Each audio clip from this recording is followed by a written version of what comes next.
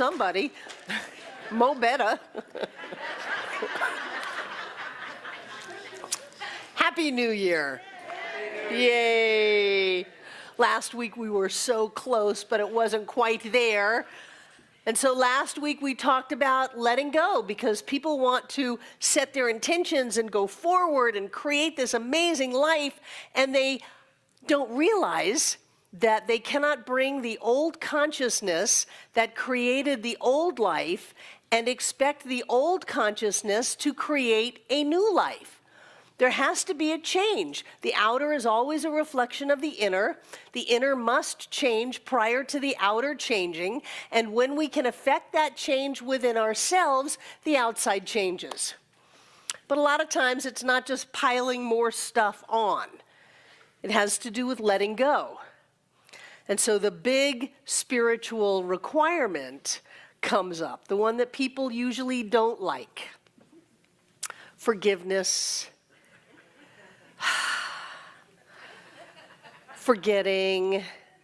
You haven't forgiven unless you forget. Changing the story, looking for the good, reframing what happened. Maybe even growing up a little bit and saying, what part did I play in this situation? Oh, they did it to me. No, darling, you put yourself in that environment. What part did I play in creating this in my life? So we have to look at letting go of those old ideas that have created the old life. And sometimes that's hard. But I guarantee you it's necessary. Otherwise, you're like the monk. We told the story last week of the man who went to see the monk, and the monk said, do you want some tea? And the man said, oh yeah, the monk's gonna give me some tea, hoo-wah. And they held a cup, and the monk kept pouring the tea until it overflowed, and hot tea is all over the guy, and he's outraged. How dare you do this? And the monk said, how can I teach you anything when your cup is full? So we have to let go of those old ideas if we're going to have something new come in. And in that letting go, we've got to let people off the hook, which includes us. We have to let ourselves off the hook for the many myriad things we have done. I know there's only one mind. I know what you have done. You've done plenty. It's true, we all have. So you got to let yourself off the hook. Before you can let somebody else off the hook, you've got to let yourself off the hook. Otherwise, you're going to suppress, project, and attack, which is all an attack ever is ourselves projected onto someone else. So when we clean it up inside of ourselves, there's nothing to project. And then if we have a little compassion for ourselves, we can have some compassion for someone else. And so that gets us ready. We're cycling around the medicine wheel at this time.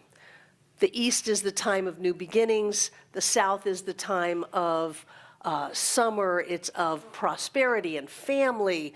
The North is the time of healing and going within. I mean, the West, the other North. The West is the time of healing and going within. And the North is the time of wisdom. And so we've come out with the wisdom of the previous year, and we're cycling back around to the East to begin anew. And part of that wisdom is knowing what to bring with us and what to let go of. You got to know when to hold up, know when to fold up, know when to walk away, and know when to run. You need to know when to let it go and move on in life. And when you move on in life, then you can give yourself an opportunity to stand in the East and to start fresh. It is the time of the rising sun, the new day, the new beginning.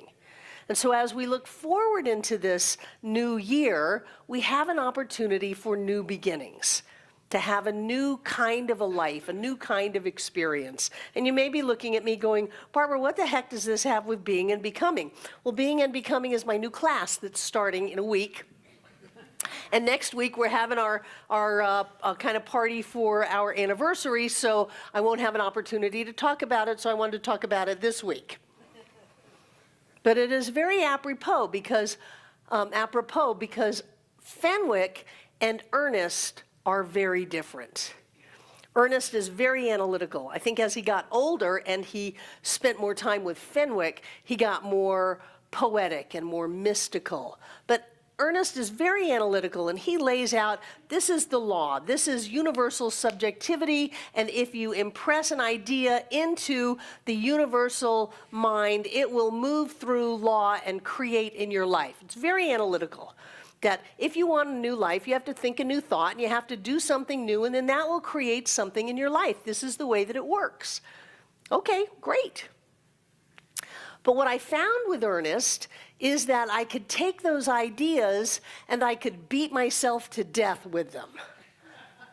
You know, you've been in my prosperity class. Okay, I want you to go to Dick's Sporting Good and get a clicker. And I want you to do your affirmations 1,000 times a day. But Barbara, I won't have any time to think anything else. Exactly. I'm trying to clean up your stinking thinking with 1,000 affirmations a day. And there's some value in that, but I found it was exhausting. And so Fenwick comes along and he says, being, the presence of the divine, is always becoming. Being, the presence of the divine, is always becoming into form. That this vase is actually the presence of spirit coalescing into form as that vase as we speak. And that it is our observance of it that connects us with that infinite possibility of the vase right here.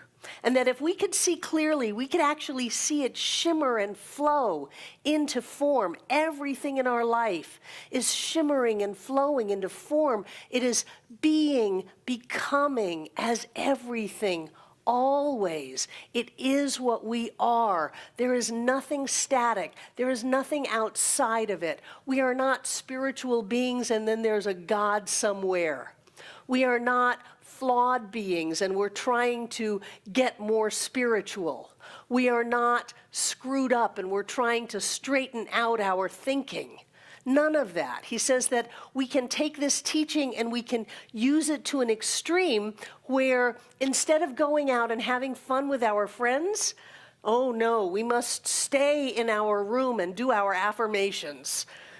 We have a list here. We have to accomplish this. We have to clean ourselves up because there's obviously a flaw in us. And so we must bring ourselves into alignment with spiritual truth by due diligence on a constant basis. He says, oh, go have fun. He says, go have fun. Spirit is becoming, being is becoming. In this moment, as you, there is only perfection. There is only wholeness. There is only that which loves us. There is only that which listens to us. There is only that which heals us. So here you have Ernest on one side going, there's nothing to heal, only truth to be revealed. Okay, that's true. And then you have Fenwick on the other side going, the God that heals you.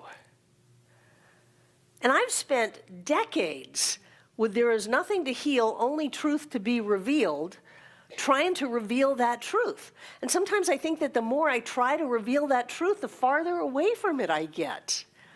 Instead of being able to go to, there is a presence and a power that is what I am. It is constantly coalescing into form, and it loves me, and it heals me, and it listens to me, and it lifts me. And I love that, because it's all one. We're all shimmering in and out of form. It's all one. And yet that connection with everything and everywhere and everyone should be a connection of joy. It shouldn't be so much work. Yeah. And so I'm looking at this new year as I go around the circle and I go around the cycle that I want it to be easier. If I have in my control all of the power of creation of heaven and earth, all that is what I am now, why am I working so freaking hard? You know? And so I submit to you the possibility that things can just come to us, that things can just happen, that when we let go of that which did not work, that that which does can show up. Can I talk about you, Michelle, just for a minute? Yes, you, baby miracle, you. When one baby didn't work and it was so devastating, along came Najia. And he will be up on this stage with the other kids shortly. But when things look like they've completely fallen apart, if we cannot go with all is lost and that everything fell apart and that our hearts are broken, if we can go to truly only good can come from this, then the miracle shows up. And then we get to have a miracle. And we get to have what we always wanted. If Andrea was here, she would have her 2 little miracles. What's your miracle? What do you want? What do you want? We're starting. We can have all this goal, what is it, Edwin's 20 golden goals? That's great, that's wonderful. Can those intentions, those goals, those desires show up in your life on a platter? Can Spirit, all the power that is, the infinite, the absolute, all that is, bring it to you without all of the stress and strife that we think we have to go through? Is that possible? That we have done enough work? That we really are okay? That we are evolved enough to have it come to us instead of us having to chase it down? I tell you, I'm on to something here. Because I think that we have put our time in this center, 23 years, we have put our time in. We have done our treatment work, we have done our affirmations, we have come to classes, we have done all of that, and it is time to have the harvest of that. So I encourage you to harvest. Let it in. Reap the harvest. It's right there. And yeah, we got to keep on it, but not in such a way that it keeps us from having fun. Not in such a way that it makes life dreary and dull. We can take that Puritan ethic and turn it into affirmations and beat ourselves up with that just as well as we can have 3 jobs and think that we have to do more just to be half as good. And I say, no, we are God-informed. No, let it come, bring it on, let it show up in life. I love this idea that if we are all connected with all that is, if being is constantly becoming at the point of me right now, then let it be in beauty. Let it be in joy. Let it be in love. Let it be in happiness. Let it come.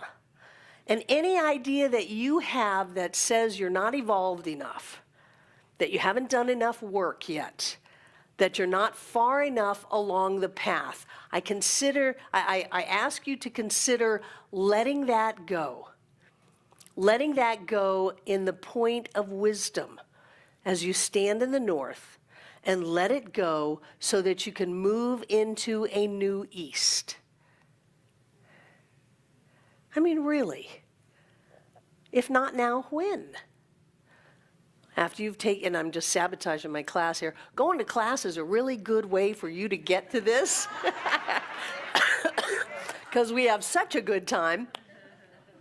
How many more, I will be honest and true, how many more classes will it take before you can just reach out and say, this is what I choose to have in life, and it shows up? How many more books do you have to read? How many more seminars do you have to go to? The time is now. The entire universe has come together in concert and harmony for you. Being is becoming.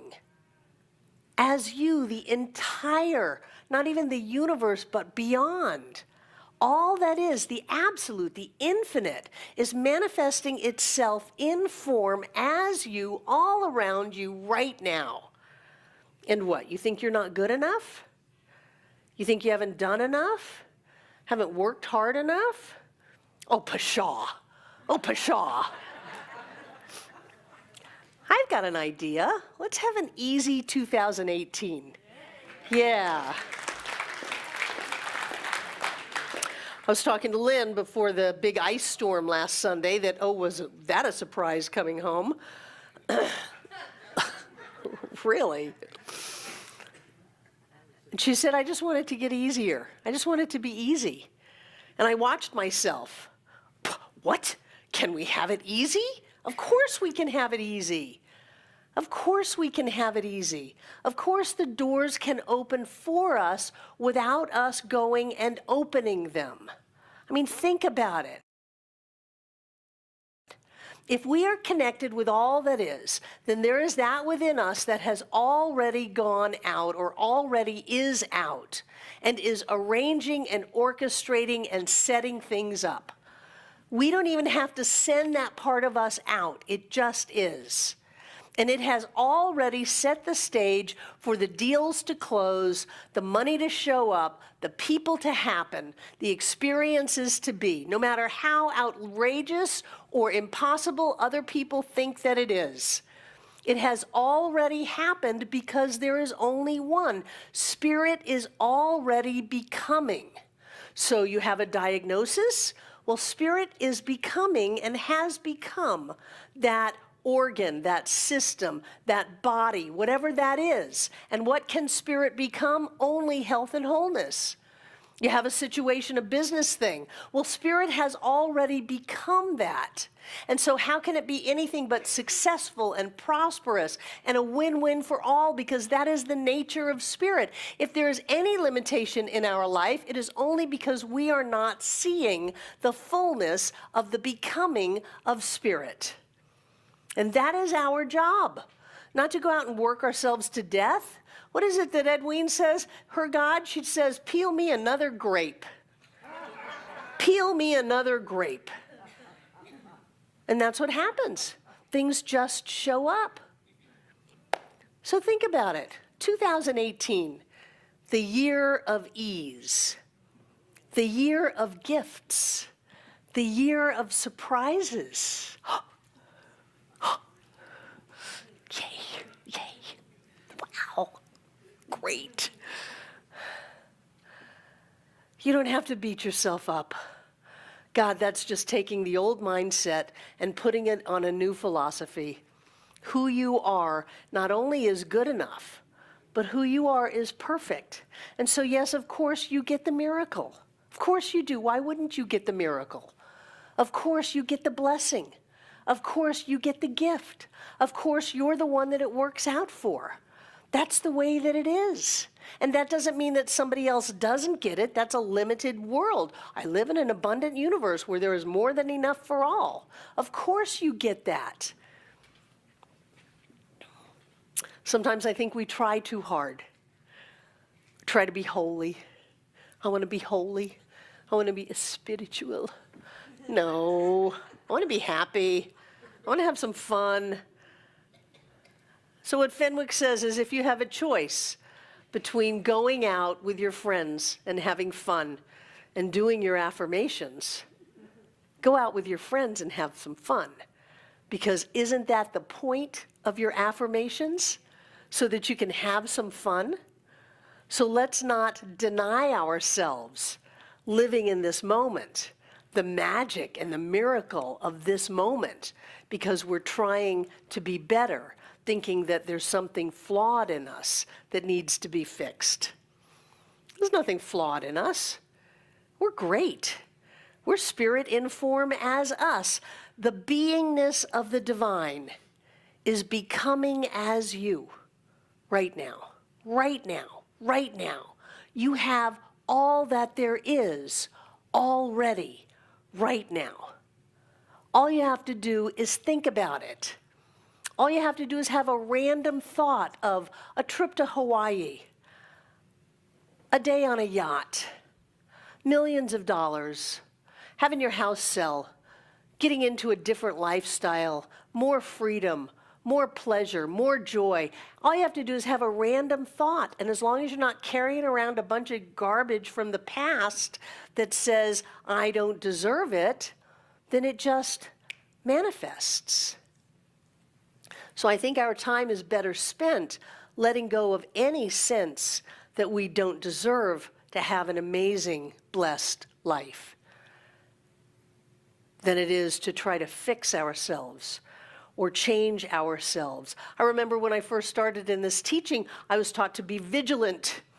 You must be vigilant and watch your thoughts, because there's some thought that might come up from your subconscious and totally screw your life up. And so you got to watch out. So I'm watching out for my thoughts. I mean, that'll make you crazy.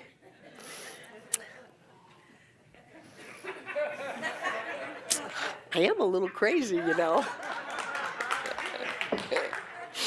But all to what end? The end is to enjoy life, to enjoy this moment, to savor this moment, to enjoy all of the blessings of this life, and then they simply grow almost as an afterthought. We don't have to go out there and pound the door of consciousness to be able to create the life that we want. And so I encourage you not to get crazy on New Year's resolutions.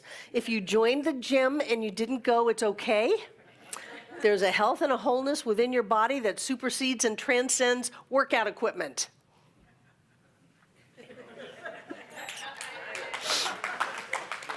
So let yourself off the hook. If you join the gym and you go, great, savor the moment. Have a wonderful time. But don't use this time to make yourself crazy. Let's use this time to set an intention that 2018 is going to be easy and fun and prosperous and joy-filled, and that it's just going to happen because we have done the work. We have been in the state that says, I am one with all that is, and all that is mine now. It's really an amazing idea, this idea of oneness that says all that God is what we are. I mean, think about it. All that God is what we are. Every bit of health, every bit of wholeness, every bit of prosperity, every bit of joy, every bit of beauty, all that God is what we are. So as the circle of the wheel, as we travel around it, on our path to the summer and the abundance, let's leave behind which no longer serves us. Let's leave behind ideas that we don't deserve it, that we have to work hard for it, that it's not there. And let's pick up the idea that says it's already here. The gift has already been given. The dreams of your wildest imagination are already yours. And so the only thing to say is thanks. Hey, this is really cool. This is great. Let's go have some fun. And so it is.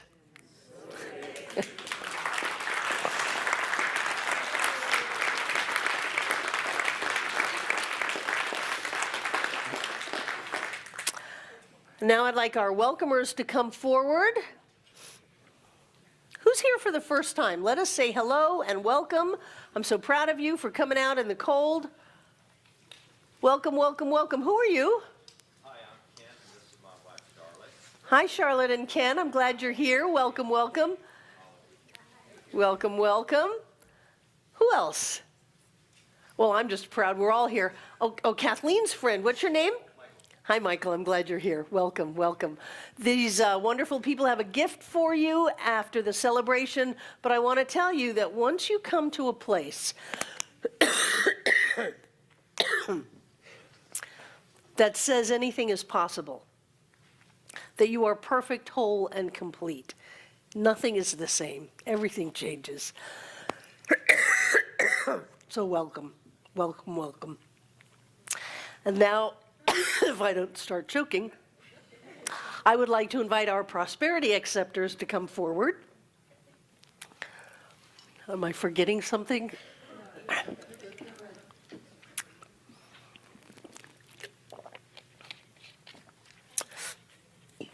Take out what you're going to give. Those of you watching online, You too can participate in this by going to the Donate Now button on our website, and that will take you to our PayPal account. So I know most of you in the room,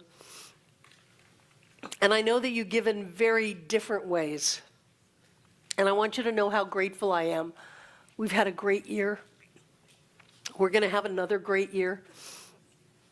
Thank you for the way you support this center, whether it's through credit cards or PayPal or the donation station or mailing checks in or putting money in the baskets. Thank you. We walk our talk here. We demonstrate miracles and prosperity and love and joy. And we do it in a wonderful way. So thank you for all that you give to this center and all the many ways you give. And what I like to do is open up my hand, put the gift on my hand, and put the other hand on top and bring it close to my heart. And in that, I know that God is the source of all supply, that money is God in action, that love is the only reality, and that each of us is blessed beyond our wildest dreams. I know that miracles are the order of the day, and we stand clear and strong in our spiritual understanding of who we are. I know that as we give, we receive, and that as we give, our gift carries us with it. And so I know that each one of us comes together this day to make this Center for Spiritual Living Asheville all that it was ever meant to be. It is a place of peace, a beacon of light, a tower of strength, and a fountain of wisdom for all who call it home. And we'll repeat our investment affirmation together aloud. I freely and joyously give from the abundance and fullness of my overflowing wealth, knowing my gift goes with love as it touches and blesses the world, and so it is.